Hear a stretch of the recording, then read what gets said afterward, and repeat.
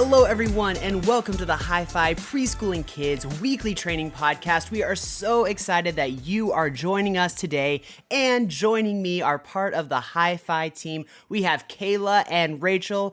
Kayla and Rachel, we are so excited that both of you are here today as we jump into this new truth of I am here to share Jesus for kids and for preschoolers. We are going to talk about how God wants me to tell people about Jesus. So all month long, we get to share with kids and preschoolers how exciting, fun, great it is to tell people about Jesus. And all of this is through the theme verse of Jesus told him, I am the way, the truth, and the life. That comes from John 14:6.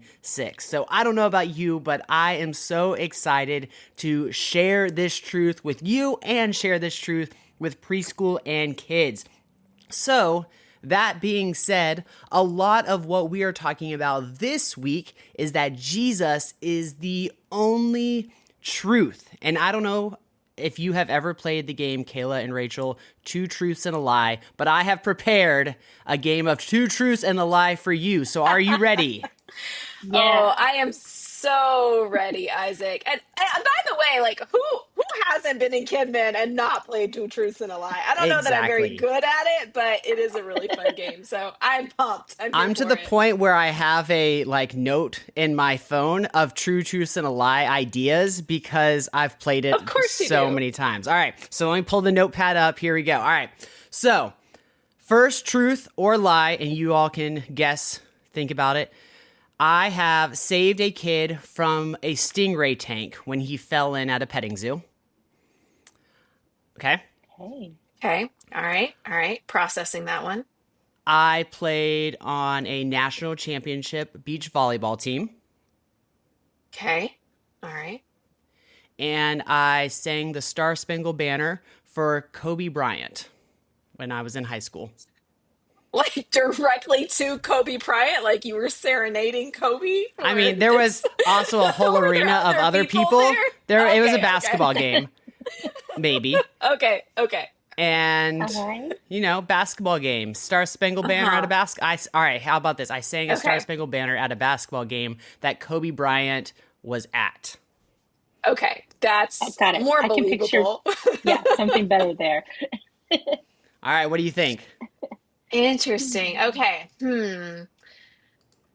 The first one's kind of tripping me up because I know you're a Florida guy, and so rescuing someone from a stingray tank at a petting zoo would make sense if you're in Florida. So that one I could see happening. I know your love for volleyball, so I'm pretty confident that number two is true. So I'm between one and three right now. Rachel, what are your Mm. thoughts? So, yeah, I'm thinking through the stingray thing because I'm like, they're shallow. So maybe you just, like, someone fell in and got wet. Um, and then I'm thinking about even the volleyball because I think maybe you coached or helped a team who won and didn't actually play. All right, Mm. so what are the answers? Hmm. I'm gonna go with one is the lie. That's I'm that's gonna my go final with answer. two because I wonder if it's in the language of how you worded it. Rachel, you are correct. I coached national Wow. championship beach volleyball. I did not actually play. Kayla, I did save a kid from a stingray tank when they fell in because they really wanted to pet him. Their legs got stuck, so his head was like underwater and he couldn't get his legs under him, and his mom was running around freaking out. And it was actually in Poor Chattanooga. It buddy. wasn't in Florida. Oh, And I had to pull him out, and it was a Wow. crazy moment. So yes. So those are Wild. my two truths and a lie. So yeah, so that's a fun game as we were talking about how Jesus is the only truth that you can play with your kids as well. Because this week we are really going to focus in on who Jesus is and how he is the only truth and the only way that we can reach God. So last year, if you were part of Hi-Fi, some of our outline for this is who we can tell about Jesus. We can tell our friends, neighbors, family, all of that. But this year, we are going to shift our focus not on who we can tell, but on the truth that we are telling them. So, Kayla, I want to ask you, as we focus this year on what we are telling people, why is who Jesus is important in setting the foundation for kids to tell others about Jesus? Yeah, I love this question because, sometimes we often assume that we know who Jesus is in the minds of a kid, right? Or who would what a kid would say as to who is Jesus. And we are here to share Jesus, but it's really important as we start in these foundational years to talk about, okay, well, who is Jesus? Like, what is it that we know about Jesus, and what is it that we're even sharing about Jesus? And I think this just really helps to break it down for the kid and even for the preschooler at their level of being able to share what they know to be true about Jesus in this moment. And so, like you were kind of talking about, Isaac, this month we're talking about what is it that we know about Jesus? And this week is Jesus is the only truth. Next week is Jesus is God's only son. The following week, we're talking about how Jesus is the only way. And then our last week, we're talking about Jesus is the one to follow.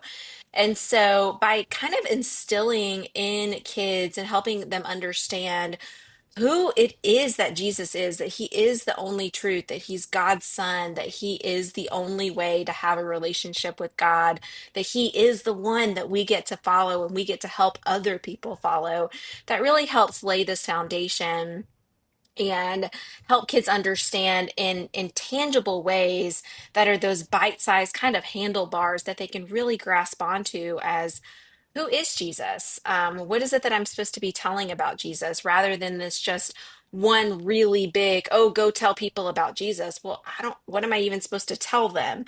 And so I'm really excited about this month and getting to really walk side by side with kids and with preschoolers and helping them understand we are here to share Jesus. God wants us to tell people about Jesus. And these are the things we can tell them. We can tell them that Jesus is God's son. We can tell them that Jesus is the way to truth, that he's the one that we can follow, that he's the one that we can believe in.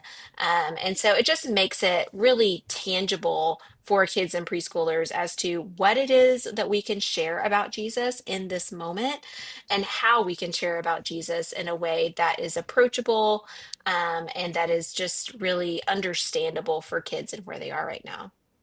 Kayla, I love what you said about making it tangible. This is something that we want to give kids to be able to tell others. We don't want to give them this huge, big idea. We want to give them, hey, this is who Jesus is, and this is what you can tell people when you're going out and you're celebrating, you're passing it on, which is our themes for this month. I love that. So, Rachel, I want to ask you, as we are really diving into the main idea this week, that Jesus is the only truth. That word truth has really become a buzzword as people are looking to define their own truth or what they see as true. So I want to ask you, in this culture, how can we really teach kids and preschoolers that Jesus is the only truth? Yeah, in our culture, truths become relative or subjective.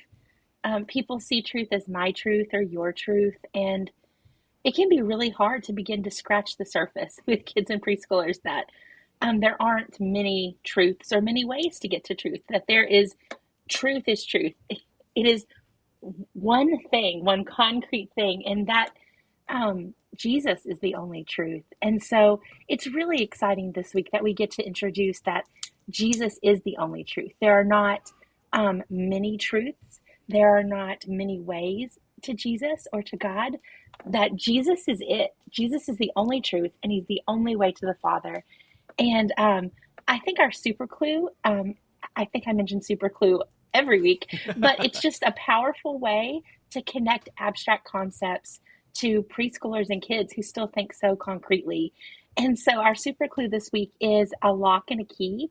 And I think it's a great way to begin to teach that Jesus is the only truth, because when you have a lock, you could have a pile of keys, but not every key is going to open that lock. There's one specific key that opens the lock.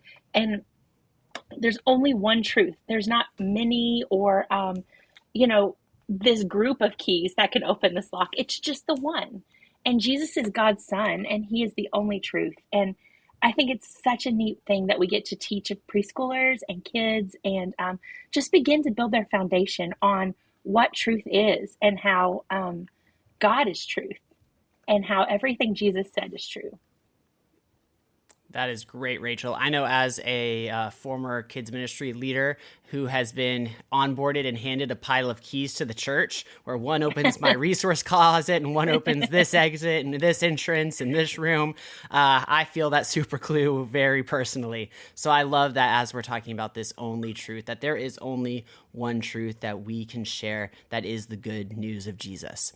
Now, I kind of want to shift. We've been talking a lot about what we can teach preschoolers and what we can teach kids.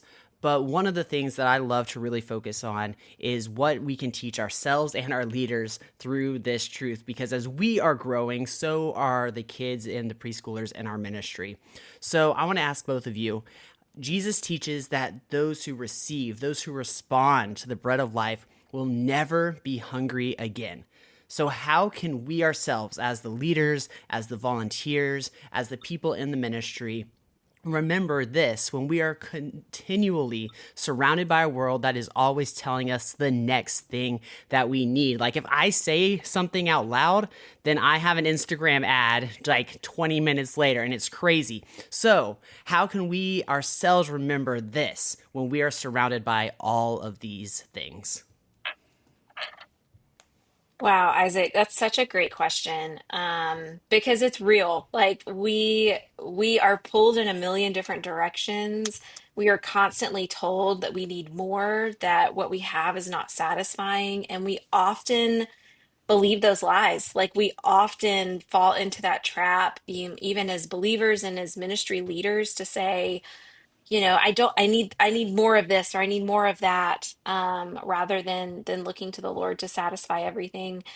I would share just two quick things that honestly I feel like the Lord is teaching me in the current season that I am. And one is to slow down. Oftentimes when we find ourselves in places of dissatisfaction or discontentment and wanting more or needing more or not feeling satisfied, we are also moving at a fast pace. And we may not even realize it. We may be moving at a pace that the rest of the world is telling us is normal, to be more productive, to do more things, use Chat GP to send that email so you can do this other stuff and get more done. Go, go, go. And so I think it's just a matter of pausing, of really slowing down, slowing your brain down, slowing your mind down, slowing down what you do and how you do it. Um, is one thing, because that often when we slow down, we're often at a place to look around, to look at the things that we can be grateful for, to look at what God is doing in us and through us and around us. And I think the other thing I would say in those moments is noticing kind of where our patterns are of what we're feeling, what we're thinking, and then choosing to respond and not react. A lot of times we are quick to be people who react, who just feel something, think something, and just go for it.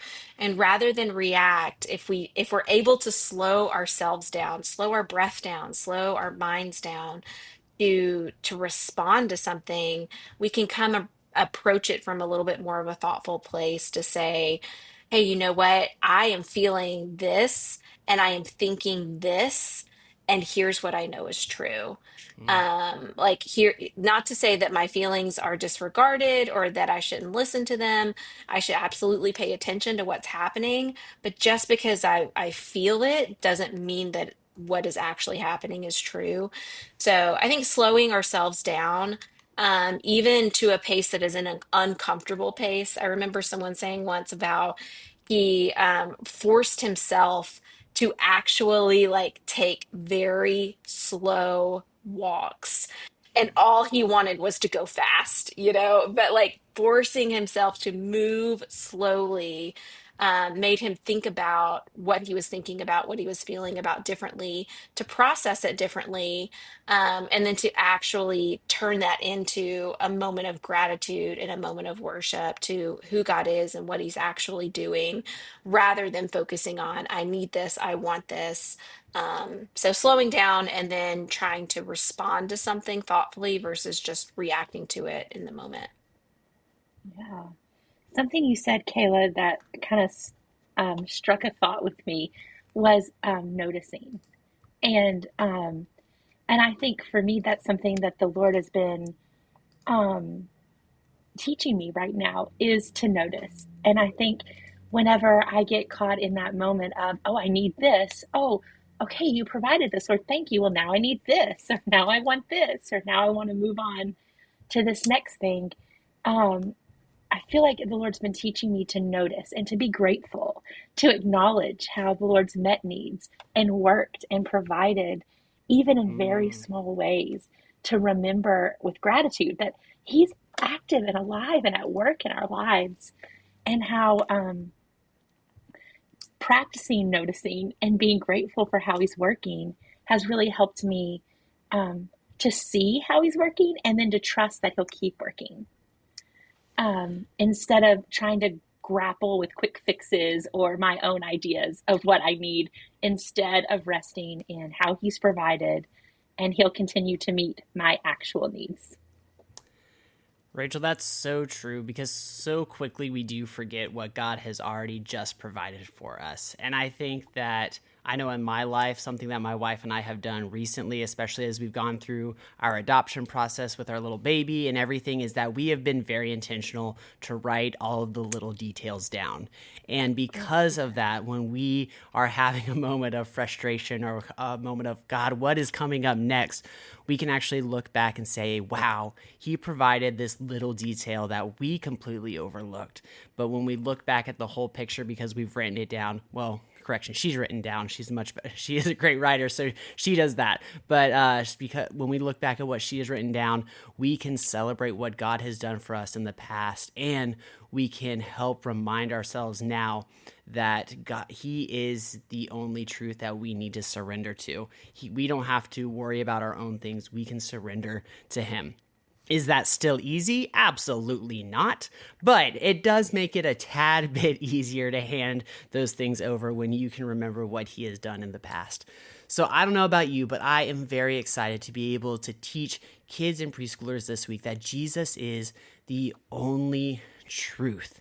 That as we go out and we tell people about Jesus, that we are carrying good news, because good news is not meant to be kept to ourselves, but good news is meant to be shared.